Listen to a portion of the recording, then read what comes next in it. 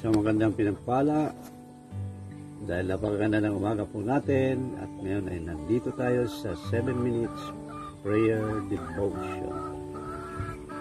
Ang ating pong verse na gagamitin ay nasa 1 Corinthians 15:33. Nang sabi diyan, be not deceived. Evil communications corrupt good manners. Ang pagkakasabi po sa Tagalog, huwag kang padaya. Ang masasamang kasama ay sumisira ng magagandang ugali. Sa buhay natin pong ito, kahit Kristiyano ka na, pwede ka ring sirain ng mga kasama mo o ng mga kabarkada mo na siyang nag-influence sa iyo. Pero bago natin talakayan ito, ay tayo po'y manalangin. Ang naming Diyos sa lubang makapangyarihan, salamat po sa pribilehyo na kayo po ay makakaroon ng prayer devotion, at dalangin namin, Panginoon, na sa aming devotion na ito, kahit man lang isang prinsipyo ay matutunan namin, at gabayan niyo po ang aming puso at isipan na maging tamang aming pananaw sa inyong salita at application nito. Ito po ang aming samantalangin sa Panginoon sa Kristo. Amen. Okay, ang ating tatalakayan po ngayon ay bibigyan natin ang title ng negativism. Bakit sa modernong panahon na ito ngayon ay tila baga na pag-iwanan minsan ang mga Kristiyano sa technology, hindi mapag-iwanan.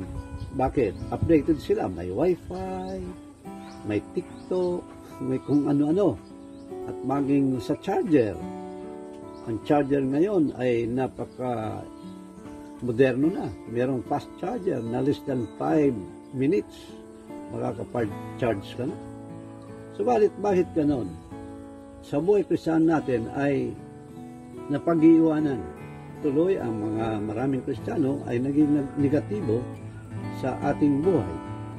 Kaya ito po ang talakayin natin. Ano ang mga kadahilanan? Bakit ay isang Kristiyano ay nagkakaroon ng tinatawag na negativism o yung mind conditioning na kung saan hindi positibo ang pananaw.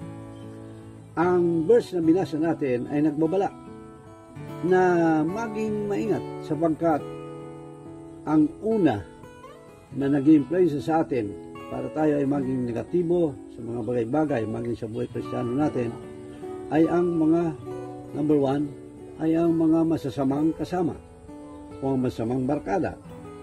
Kahit kaming mga pastor na, kapag palagi ng aming kasama ay internet at medyo iba ang tinatakbuhan ng mga platform, abay minsan ito ang naging influence namin at ito ang definition namin. Sabi nga natin, huwag natin pabayaan na i-define ka ng environment mo, kundi i-define ka ng salita ng Diyos. Number 2, na kadahilanan kung bakit naging negatibo ang mga Kristiyano. Sa Deuteronomy 7:26, ang sabi po dyan, at huwag kang magpapapasok ng karumal-dumal sa iyong bahay, at baka ikaw ay maging itinalaga na gaya niyaon. So ano pong ibig sabihin nito?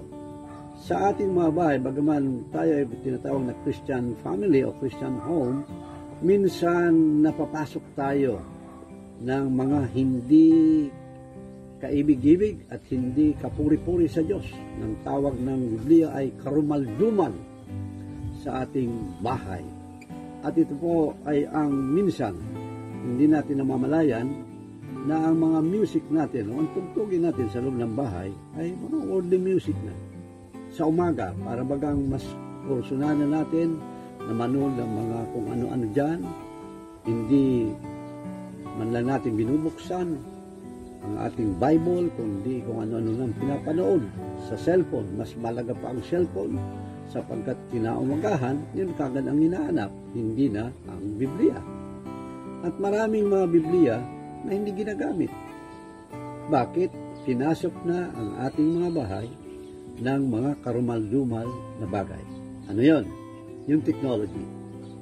Sa technology, noong panahon, ay hindi ka makakapagligaw sa isang dalaga na hindi kakakatok at hindi ka magsasabi na pwede po bang makabisita po sa inyong bahay o pwede po bang makapasyal sa inyong pong dalaga, etc. Subalit ngayon, marami at napakadali ng pasukin ang mga bahay. Cellphone lang, nakakapanligaw na. At namalayan natin, ang mga kabataan natin ay biktima na ng early pregnancy at early marriages.